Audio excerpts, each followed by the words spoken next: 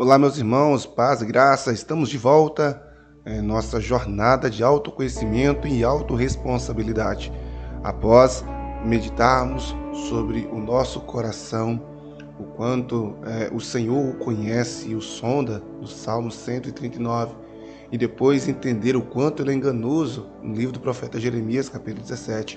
Hoje veremos em Provérbios, capítulo 4, verso 23, o quão necessário é guardar o nosso coração. O tema de hoje é vigilância constante, guardando o coração.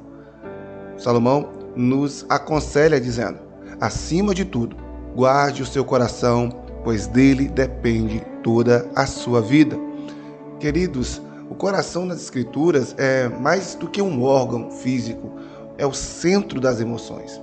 É dele que procede as intenções. Obviamente, nós entendemos aqui coração, e a Bíblia retrata o coração, mas aqui a nossa mentalidade, a nossa mente, né? Porque é a nossa mente, e aqui, entre aspas, nosso coração, que representa o centro da nossa vontade, pensamentos, decisões. Por isso, quando nós lemos aqui sobre Salomão, nos aconselhando sobre guardar nosso coração acima de tudo, ele está dizendo para a gente guardar a nossa mente, aquilo que tem passado por nossa cabecinha. Guardar implica, queridos, ter uma vigilância reforçada. O mundo, nossos próprios desejos e até mesmo pensamentos distorcidos tentam constantemente ocupar e corromper o nosso interior. Já percebeu isso?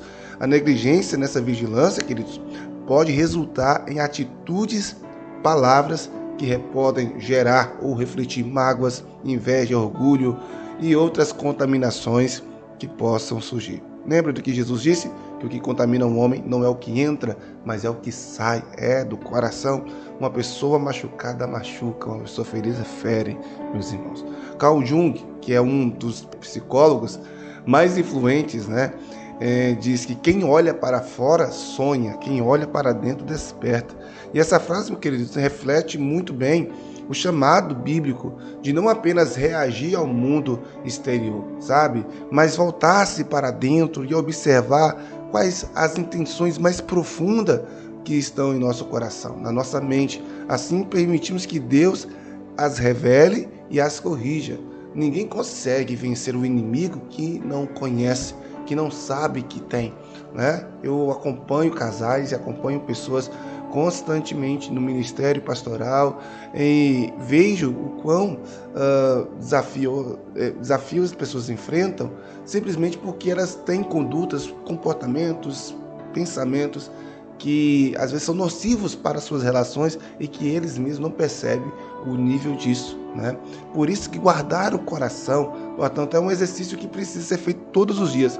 Exige uma intenção para filtrar aquilo que entra, por exemplo, ideias, sentimentos, influências, a partir do que você vê, a partir do que você ouve, escuta, sabe? A Bíblia diz ouvir de tudo e reter apenas o que é bom. Então, assim, também precisa ter uma cautela sobre aquilo que sai. Jesus disse que o que contamina não é o que entra, é o que sai. Então tem que ter essa percepção de que as nossas palavras, nossas ações também precisam ser vigiadas constantemente. Não é estar em estado de sofrimento ou de alerta, mas é ter atenção, é ter prudência antes de ter uma postura que ofenda outras pessoas. É também um ato de fé, querido, sabe? Porque tem muita gente que acredita que não consegue fazer isso, mas você precisa dar o primeiro passo, e o primeiro passo é fé, pois quando nós fazemos a partir da fé, nós reconhecemos que sem a ajuda de Deus, não nos tornamos vulneráveis como deveríamos nos tornar para poder abrir o nosso coração para a mudança, sabe? Ser vulnerável para a mudança não significa ser vulnerável para as investidas externas e até mesmo internas que nós sofremos. Porque a nossa vulnerabilidade diante de Deus é a nossa força diante das circunstâncias e tentações que vêm sobre nossas vidas, sabe? Por exemplo, quando nós olhamos pela terapia cognitiva, a terapia comportamental, melhor dizendo, existe uma prática chamada mindfulness, que é a atenção plena. essa prática, por mais que você está tendo atenção plena ali, atenção constante, né, consciente dos seus próprios pensamentos e emoções no tempo presente, quando ela é feita da maneira correta, ela não traz julgamento, ela não traz esse estado de sofrimento, entende? Então, estar em alerta não é estar em estado de sofrimento, de angústia e preocupado, eu não posso falar, eu não posso... Não, é muito tranquilo, é você entender: Deus, eu coloquei meu coração em tuas mãos, o Senhor conhece meu coração, eu sei o quanto ele é enganoso e é por isso que eu dependo do Senhor para dirigir e coordenar ele da melhor forma possível. E é por isso que o tema hoje de guardar o coração é entender que você sozinho não vai conseguir ter essa vigilância total. Você precisa compreender que essa vigilância tem que ser feita a partir do Senhor. O Salmo 127 diz que se o Senhor não for o guarda da cidade, inútil é os sentinelas. Por isso que, curiosamente, a Bíblia nos chama a atenção a essa vigilância de forma profunda, onde não apenas vamos observar ela e ficar olhando como guarda, mas submeter essa vigilância e submeter nossos pensamentos a Cristo. O apóstolo Paulo diz em 2 Coríntios capítulo 10, verso 5, que ele diz que quando nós destruirmos os argumentos e toda a altivez, né, que se levanta contra o conhecimento de Deus, nós vamos levar a cativo todo pensamento para torná-lo obediente a Cristo. Está lá, 2 Coríntios capítulo 10, verso 5. Então eu preciso de ter a característica da humildade, sabe? De colocar os nossos pensamentos diante do Senhor e confessar os pensamentos e apresentar a Deus. Assim nós vamos permitir que o Senhor purifique esses pensamentos e alinhe esses pensamentos à vontade e ao propósito dele, sabe? Quando nós olhamos para fora, sonhamos. Quando olhamos para dentro, nós nos despertamos, como diz Carl Jung. Então, para concluir, eu quero dizer que essa introspecção nos leva a perceber como as batalhas mais significativas que você vai enfrentar na sua vida acontecem dentro de você. Não é contra o seu cônjuge, não é contra nem o diabo. As batalhas maiores que nós enfrentamos acontecem dentro de nós.